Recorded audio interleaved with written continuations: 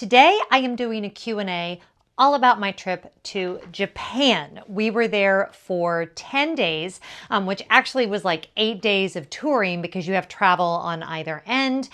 We flew nonstop from Atlanta. We went to Tokyo Disneyland. We went to Disney Sea. We spent time in Kamakura, a lot of time in Tokyo. We went to Kanazawa. We were all over the country. And y'all had so many questions, but most of them are of a general planning nature. So I won't get too much into the individual destinations in this video, but make sure you go and watch the travel vlogs. I'm about halfway through those. I'm working on editing right now. So that will give you more specific destination information. But today's just going to be general travel stuff as a first timer. And it's super important to me that you understand that I am not a Japan expert at all, like not even a little bit.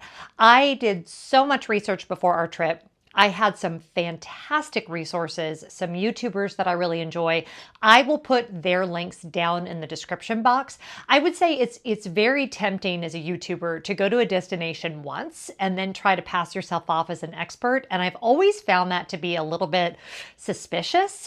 So definitely get your like specific destination travel information from people that have been there more than once, or even preferably people who live there. Locals are a great resource, and thanks to the power of the internet, we have access to all of that. So this is just going to kind of be me, my planning, things that we did that worked, things that we did that didn't work, and all based on y'all's questions. So thank you if you submitted a question. I had a bunch submitted through YouTube and also from Instagram. So we're just going to dive right in. There were like over 50 questions. So there's no way I can get to 50 questions, obviously, but a lot of them fell into kind of three categories: planning, logistics while we were there, and then overall kind of safety and touring things. So yeah, let's just answer the questions, because that's what we're here for. Number one, and this is probably the thing I got asked about the most: how difficult was the language barrier, and do you feel you had enough time to explore the city? How many days do you think someone should plan for to really get the most out of Tokyo? So there's obviously a couple of different questions in there, but let's start with the language barrier. A lot of people in Japan do speak some English. You are going to want to go into the country with a few key phrases. I always feel it is very impolite to walk into a country where English is not the primary language and expect that people are going to understand you and not at least try a little bit. Having said that, Japanese for Westerners is an incredibly challenging language.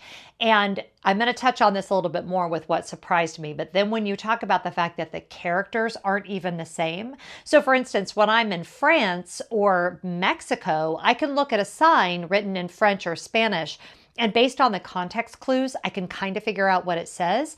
In Japan, you cannot do that because the characters aren't even the same, the way they write up and down. So even that, like it feels a little bit like Alice Through the Looking Glass. Having said that, almost all of the signage, particularly in train stations, in tourist areas, in museums, was in Japanese and in English. And for instance, when we went to the one of the museums, they had an English translation guide for us. It is very round and approachable for English speakers, but do try to speak Japanese if you can. At least learn how to say, konnichiwa, at least learn how to say arigatou gozaimasu, which I'm sure I'm butchering. My accent is terrible, but making the effort, I just think is polite, and that's true in any country. I used Google Translate a lot, but mostly for things like reading menus. Again, the train stations, everything was also in English. When we were at the Disney parks, everything was in Japanese and in English, so that was pretty easy. In the Disney parks, it was interesting because evidently back in the day, they used to hand out English translations for the rides that were in all Japanese. They don't do that anymore, but it's not like you can't figure it out. Like it was fairly easy to navigate our way through the Disney parks. So, Mickey Mouse is Mickey Mouse in any language. There were a couple of funny moments at the Disney parks, like the voice of Winnie the Pooh in Japan is different than the American voice. And so that was, in the ride, that was a little freakish. So there were some moments like that, but that just adds to it for me, and it made it really fun. The other thing I really enjoy in countries where I speak very little of the language, or in the case of Japanese, like basically nothing, It's kind of shocking how much you can communicate without words, right? And this was especially true in shops and restaurants and things like that. So for me, that's one of the reasons why I travel is you push yourself. You really have to work on nonverbal communication, and you have to stretch it a little bit. And that for me was a good thing. And I never felt it never was a barrier for me. There was always a workaround, and a lot of it had to do with our technology, and we're going to get into that in just a minute. Okay, question number 2. And it's funny because this is a different person asking, but it worked well together. As a follow-up to the language barrier question asked earlier, would you feel comfortable traveling to Japan by yourself? A lot of you know I do a lot of solo travel, and so this question was asked over and over. Prior to going, I would have said no. Now that I've been, I would go tomorrow by myself in a heartbeat. I have never been in a country that felt more convenient for solo travelers than Japan. I felt, we're going to talk about safety more but I felt safe, the safest I've ever felt in any country, including my own. Everything is very convenient. Everything is very easy to navigate. I would not hesitate at all telling someone that Japan is a good solo trip. I would go on a solo trip to Japan tomorrow. That's how much I feel confident that it would be a great place for solo travel. And I may have a trip coming up. I don't. I just say that because you never know. You speak things into existence, right? Next question. Now that your trip is done, what expectations do you have of Japan, and were they met, below expectations, or exceeded? Would you return to explore more of the country? Where I kind of already answered the would you return in a heartbeat tomorrow. Let's book it. Absolutely. As far as expectations, I cannot think of anything about our trip that did not exceed my expectations. And I am saying that with all honesty. Every destination was amazing. We did everything from, the some of the shrines that are on the UNESCO, World Heritage Site page, very dramatic, important shrines and temples, to a local park when we were in Inukashira at the zoo and seeing, just suburban moms and their kids on a field trip. And every experience, I feel I learned a little bit more about the people of Japan, about the culture, about the landscape, about the music, about the art. It is a very expressive place. And every destination, whether we were, in Ginza and doing luxury shopping, or just so many different landscapes and areas and ways of life. And it is really a life-changing place to visit. I feel that about most places that I travel, but Japan just hit differently. I had heard that so much from other people, and I wasn't exactly sure what they meant. And I feel like now I kind of get it. I kind of know what they mean. So you should go. That's the bottom line. Everything exceeded my expectations. So definitely watch the travel vlogs for more on that. But I was in a state of jaw-dropping wonderment pretty much every day. So there you go. Other videos are already on my watch list, so ignore if you already covered this, but was there anything that standard research didn't prepare you for? Anything you wish you'd known ahead of time? I would say the only thing that standard research didn't prepare me for was, again, going back to not being able to read any of the signage because the literal alphabet isn't the same. That really was an odd experience for me. It's hard to put into words, but it was strange. Not strange in a bad way, strange in a good way. But anytime that I would be tempted to think that, I kept having that moment of, oh, we're not in Kansas anymore. Like there's so much about Japan that felt so familiar, and yet so much of it felt like I was on another planet. And again, that's not a bad thing, but that kind of surprised me. I was the furthest geographically from home that I've ever been in my life. And that is not for nothing. Like that's a big shift. But the beauty of it was I interacted with people and moms and kids. And we had a couple of kids come up and, try to speak English with us, which was super fun and so sweet. I would say one thing that, I wasn't prepared for, but surprised me in all the best ways, is the way the Japanese honor their children. Kids are just part of the equation there. So that particular person went on to ask a question about young kids. This is a fantastic tourist destination if you have young kids. The country is just set up for it, even down to all of the public restrooms that I was in had a baby seat. Why do bathrooms in the United States not have a baby seat? Because think about it. Where are you supposed to stick your baby? Like when my twins were little, I would always have to wait for the double, the handicap restroom to be available so I could wheel in my double stroller because there's no place to put your baby.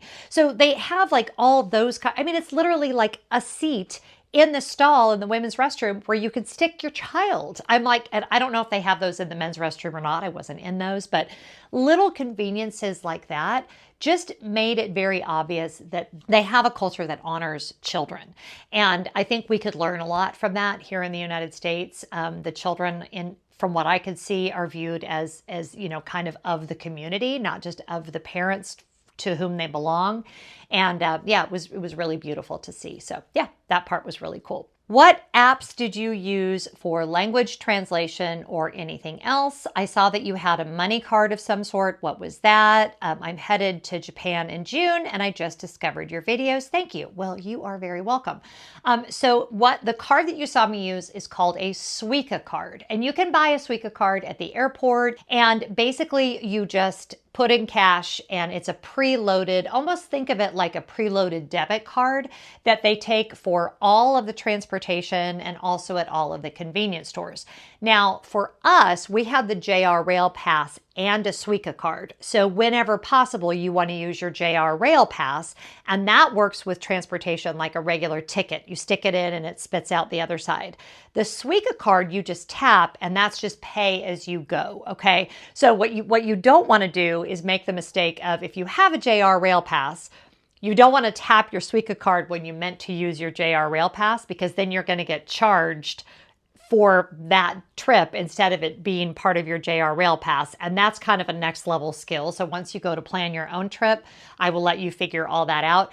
A note on that, definitely go check out Harpist in Japan. She just did a great video on it. They just changed the pricing for the JR Rail Pass as of, I believe, October. So if your trip isn't until October or later, double check that the JR Rail Pass is the right call for you. We had several days where we used the bullet trains. So our JR Rail Pass paid for itself very, very quickly. But with the increase in price, it may not. You may be better off just paying as you go, depending on what part of the country you're going to and your itinerary and all of that. So just make sure you work the math out on all of that to make sure you're getting the best possible deal, because you could technically just load up a Suica card and then just tap and pay. Now, I will tell you that multiple stations, not all of them, but multiple stations were starting to accept Apple Pay, and credit cards are becoming more and more available there. So, I expect that to continue to change, but there's still a lot of places where you're going to want cash, especially if you're going to smaller towns and things like that. So definitely you're going to want to get cash.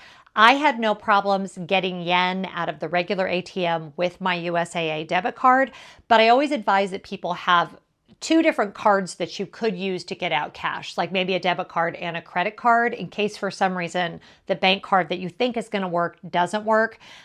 Or you can get yen before you leave home. I might, in hindsight, we didn't get any before we left home. In hindsight, I kind of wish I had gotten some in advance, just because in case we ran out of time when we got there or whatever, it was just one less thing to have to stress about, but it all worked out fine. So yeah. And then as far as apps that we used, probably the two apps we used the most were Google Translate and then the Navitime Japan travel app. That app allows you to put in where you are and where you're going, and it will give you a step-by-step guide, and you can use filters, do you have the JR Rail Pass and things like that. Thankfully, my son did most of that, and he would just say things to me like, find track number 8, which I was really good at. But yeah, that is a phenomenal app. It's kind of similar. I've told you guys before about City Mapper that I have used in London and in Paris. It's very similar to that. So yeah, highly, highly recommend. My one tip on that, and I'm going to get into cell phones and wireless and all that in a minute. Sometimes when you're down like in an underground or something, your Wi-Fi may not work. So you want to make sure you screenshot where you are and where you're going, just in case you get confused and all of a sudden you can't get, access to the internet to figure out where you're supposed to be going, if that makes sense. So yeah, that's my one pro tip, and the apps worked great. Google Translate, especially in Japan, was phenomenal about there's an option where you just take a picture. And there were so many times where I was at a sign or whatever. And obviously, because I don't even know the characters, I can't type in the word because I don't know Japanese characters. I'm like a baby. I don't even know my alphabet. So having Google Translate where I could take the picture and it would just translate the words, that was huge. So yeah, those are the two apps that we used. And of course, the Disneyland app. If you're going to Disneyland or Disney Sea, you definitely need to use the Disneyland app. Have you traveled solo with your son before? Whose idea was it to take the trip? Any advice on traveling with your adult children? So I have traveled now solo with all of my adult kids, and I think it's really important that you just respect each other's boundaries. We each had our own hotel room, which was great. That worked out to be the best call all around. We both had space. We both had our own bathrooms. We could be together, and then we could also have our time alone. I paid for part of the trip, but he paid for his own transportation. There was really good communication in that vein. I've been traveling with my kids by themselves since they were really little. So for us, that's just like not strange at all, because Scott is an airline pilot. I've been able to travel when Scott hasn't been able to get off, or maybe Scott has met us at different destinations. And so to us, it's just kind of part of the rhythm of our lives. But it's really a good idea. It's not that it's without challenges, and you definitely want to have open communication. But I have loved traveling with my grown children multiple times to many destinations, and I hope to continue to be able to do it. So I'm not sure that answers the question, but it works for us. How's that for an answer? Where did you wish you had more time in Japan? Where will you prioritize next time? I wish I had more time in Japan everywhere that we went. I would say that Nikko was probably the place that like captured my heart the most. If there was a place that I was going to go back maybe for 3 or 4 days, but then also Kamakura was so captivating to me, and that whole area, there were so many things I would have loved to have seen. A lot of you know Scott is a surfer, and we saw surfers over in the Kamakura area. I was like, oh my gosh, Scott would have loved this. That's an impossible question for me to answer, because everywhere we went, I longed to have more time there. I see myself returning to Japan certainly within the next 2 years, if all goes according to plan. I feel like I have just scratched the surface of this country, and Japan is a big country. There is a lot to see, and there's every different landscape and every different we did everything from very posh shopping in Ginza to walking around, Nikko, which is kind of a small mountain town. And it's impossible for me to answer that, because the answer is all of it. All of it. Okay, now this is a Disney question. Was the reason you did not stay on Disney property due to expense and or amenities? Would you consider staying on property in the future? And a lot of you asked me about that. Why did we choose to stay where we stayed? And so that kind of factors into the same thing. I find that when I am in a place that I've never been before, I really like to have a nest, a base of operations. It's worked well for me traveling all over the world. I much prefer to stay in one spot that is close to transportation and then do day trips if it's at all feasible. We toyed with the idea of staying on property. We were not there during a crazy busy time. In fact, crowds were very, very moderate for us. So we didn't really need the benefits of staying on property. And because our hotel was only a 15-minute train ride from Tokyo Station out to the station where Tokyo Disneyland is, it worked for us. I just don't like moving hotels. And so that was the first reason. The second reason was also cost, because we did definitely want to have 2 rooms, and it just We went back and forth for a long time about that. And ultimately, I just decided that I just wanted to unpack once, be in the one hotel, feel very comfortable. And we were totally fine just going to, Disneyland for day trips. It's very, very convenient. In fact, it's so convenient that you're basically equidistant away from like Pop Century to the Magic Kingdom at Walt Disney World as you are from where we were at Tokyo Station to Disneyland when you're in Tokyo. The transportation is so easy that I would not hesitate to do that again. You do have to get up early, but with the time change, that wasn't an issue for us. Also, we were able to really easily purchase our tickets ahead of time. I believe it was trip.com that we purchased it from, but it was what was recommended at that time through the Tokyo Disney website. So try to purchase through there. For some reason, believe it or not, the Disney website was struggling.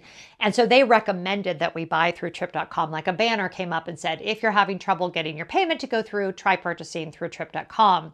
And then the app was the weirdest thing, y'all. As soon as we got through the gates with our QR code that was on our phone, the app knew I was in the park. And I already had the app and it like popped up immediately, gave me the option to make dining reservations, to do the priority pass, all of the stuff. So their system is very intuitive and it was very, very easy. And you can't really do anything until you're inside the park. So it wasn't a big deal at all. I had gotten myself all worked up over, are these tickets going to work? Because, I know how to do it like the back of my hand at Walt Disney World or at Disneyland in California, but this was a whole new thing for me and I needn't have worried. I feel like that was kind of the theme of the trip. I was so worried about it, but I needn't have worried because they had a system and it all worked beautifully just like it was supposed to. So I think staying off-site, of all of the Disney parks, I always stay off-site in California. Not always. Sometimes I stay on property.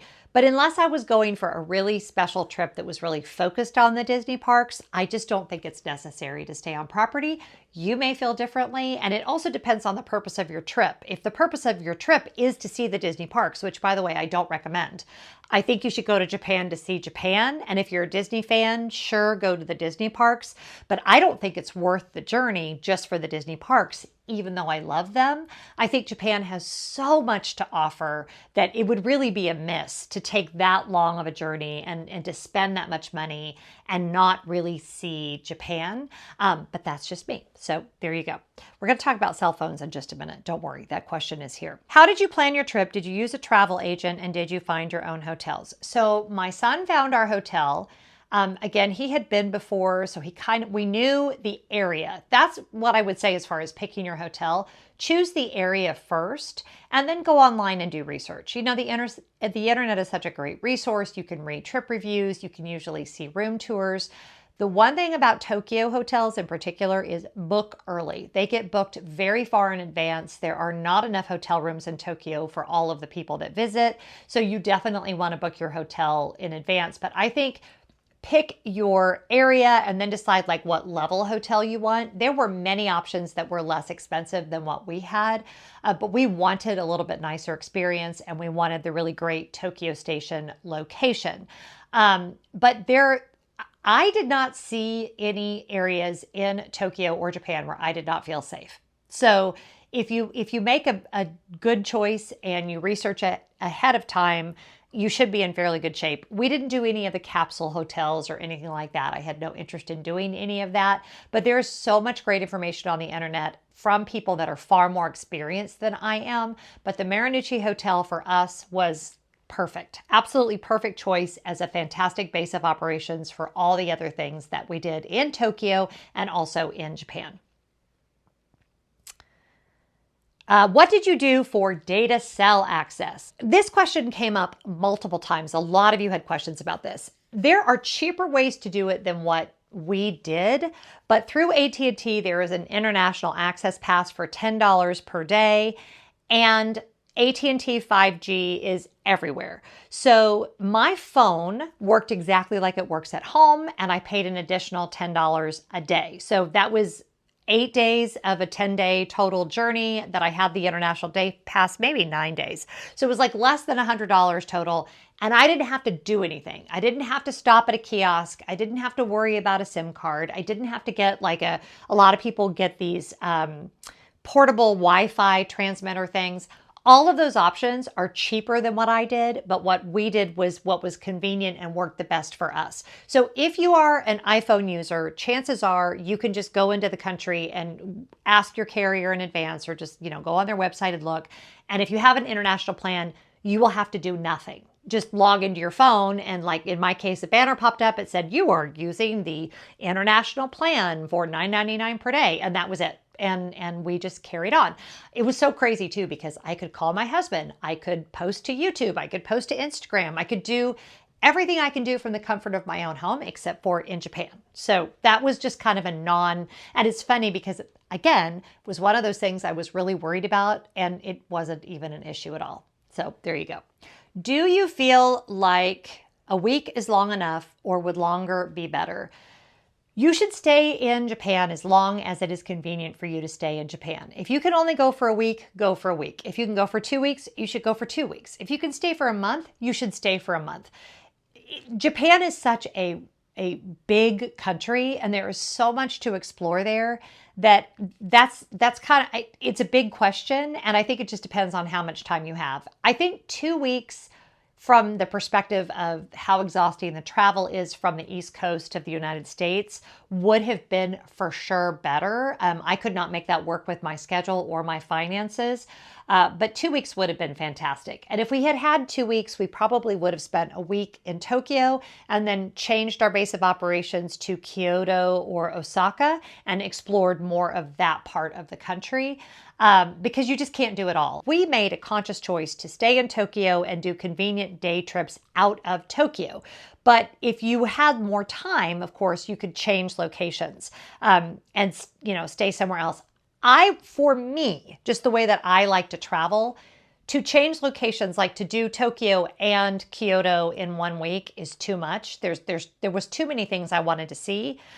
So it really just depends on how you travel and what you want to do. I always like to travel best with less to do and do those things more thoroughly than to do like a flyby of places. So I would rather do fewer things and do them more thoroughly, but you may not be that way. So it really just depends on your individual travel style, your finances, and how much time you can get off work.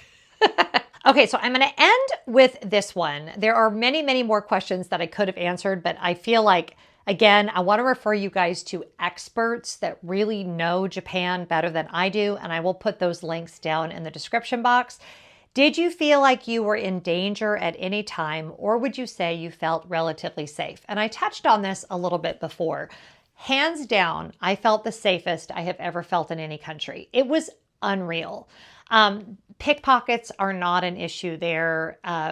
Crime is just, it's not that they don't have crime, but you just do not need to worry. We were at one point in what you might consider like kind of a seedy area of Tokyo. There was a shop that we were going to buy something for my husband. There's he does like model airplanes and stuff, and there was a store that he wanted us to go to, whatever. Still did not feel unsafe. And you always want to be aware when you're traveling. I got to be aware when I'm going to the grocery store in Atlanta, Georgia. Okay, we live in a world that can be dangerous, but as far as like overall feeling of safety, I have never felt safer than when I was in Japan. And just for kind of frame of reference of how different it is there, it is not at all unusual to see a 6, 7, 8-year-old going to and from school on their own on the train. And it's just not the same as I have felt in a lot of other countries. So felt very safe, definitely would go back solo, definitely think you should go. And we just had an absolutely fabulous time. I hope this answers some of your questions. If you are hoping to go to Japan, I hope you're enjoying the trip vlogs. Please comment below, like, what are you enjoying? Is this format good for you? All of those kinds of things, because I have lots of great adventures ahead. I hope you'll subscribe, like, comment. And if you want to support the work I do here on the channel, you are always welcome to join us over on Patreon, where we do exclusive live streams and have a private Instagram and all of that. Whatever you're doing today, I hope you're being really good to each other.